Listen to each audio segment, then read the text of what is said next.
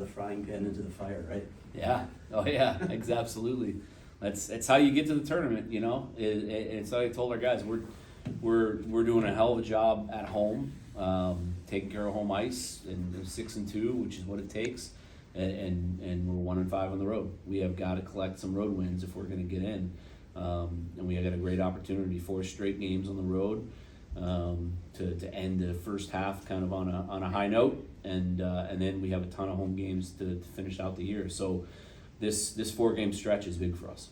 You played a neutral site game that might as well have been a road game given the makeup of the fan base there. What happened there that you're not seeing maybe, and I don't know if it's that simple, that you're not seeing in those other road games? What are the issues? Yeah, Clarkson was kind of an anomaly. We were short 5 guys. That was the biggest thing. We got a few back this weekend, and it was a huge shot in the arm. But I think Clark, without those 5 guys, we were just really thin. We still feel like both games we probably could have and should have won, but that's what they say about coulda, shoulda. They were just really opportunistic, tough place to play. So it wasn't like we played poorly. I mean, we lost with 16 seconds left, and in game 2, we tied it up with 10 minutes left in the game. So we were right there both nights, and then 2 of the losses are also in 3-on-3 overtime at Duluth and Bemidji. So we have to find ways. That's been the messaging the last 2 weeks is we're in all these games. You got to find a way to win the close games. We can't rely on winning every game 5-1, 6-1, 5-2 like we have here. So we have to win the close games, and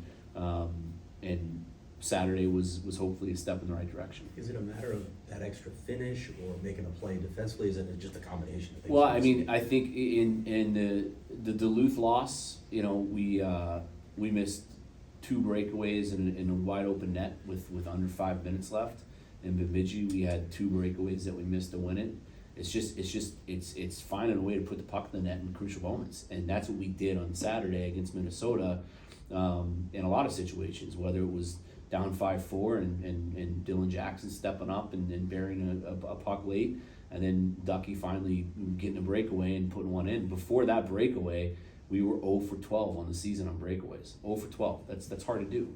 I think the percentages are going to be with the goalie more times than not, but and even that one wasn't clean. He fanned on the initial attempt, and then kind of got the rebound ramped up off the goalie's stick trying to poke check him. So we have to capitalize on chances. We've outchanced our opponent in almost every game, minus obviously Saturday night. They had more chances than us, but it's just capitalizing in critical moments on the road. You have to do it if you're going to win.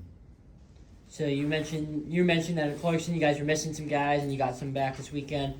How are the guys feeling right now? Do you have an update on Jensen, Sheen, or Niedermeyer? Charlie and Niedermeyer will not be in this weekend, so we're still waiting word on them and what the timetable looks like. It could be longer than shorter, which those are 2 big losses, but we're finding ways to get through it without those guys. We're hoping Jenner will be back this weekend, so we'll probably know for sure on that tomorrow. What kinds of things do you do to kind of extend this confidence boost that you have from Minnesota going into Denver? Well, I mean, we have some signature wins, right? We have North Dakota on the road in front of 15,000 of their fans, and like Craig said, it really was a road game, and we managed it very well. So we've done it. We know we can do it. A signature home win now against the top-ranked team in the country in Minnesota was very good. And now we have to capitalize on those 2 signature wins and go get a signature road win for the Pairwise at Denver, against another Blue Blood. So it would kind of be the trifecta for the first semester to go up there and get a win on Friday. And that's what the messaging and then the focus is going to be this week is just to, by all means, go up there and get a win on Friday. What challenges did they present? They're really skilled. They're really skilled. They have a lot of dangerous skill.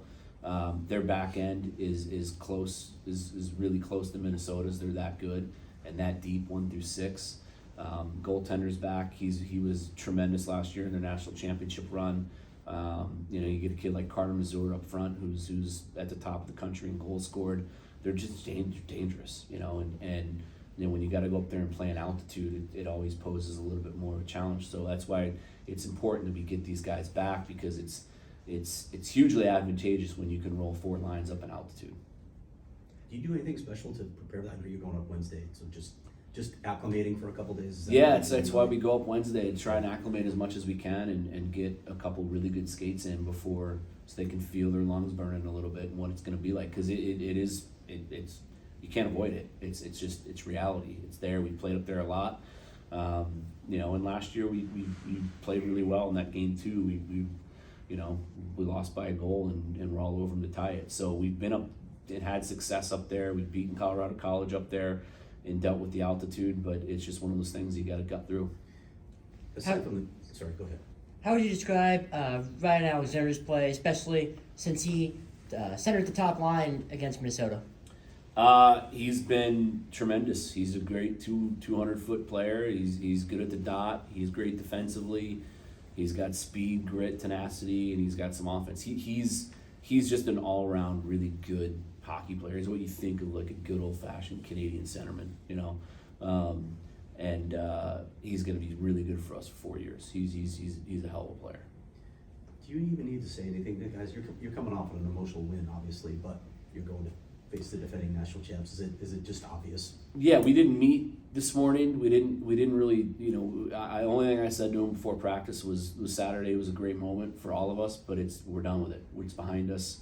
We had a day off yesterday to get them rested, and they were really sharp and crisp today and very attentive to what we wanted to do. We started to implement some things that we wanted to do defensively against these guys this weekend, and they were great. So they understand the importance of these next 4 games on the road and what the opportunity is, and we have ground to make up on the road. We're 1-5. It's that simple. So they understand that in order to get into that top 16, you got to win on the road, because you get a bonus point, and the pairwise rewards you every time you do win on the road.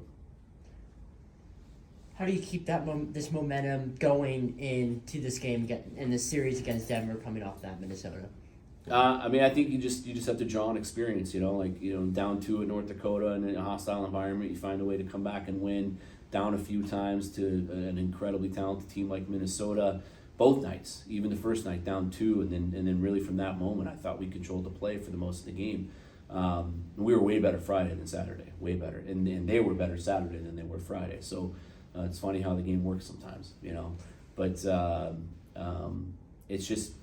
it's mainly just internalizing that belief now that we can beat anybody. We can, and we expect to, and really believing that, and trying to parlay that into a really important weekend against Denver.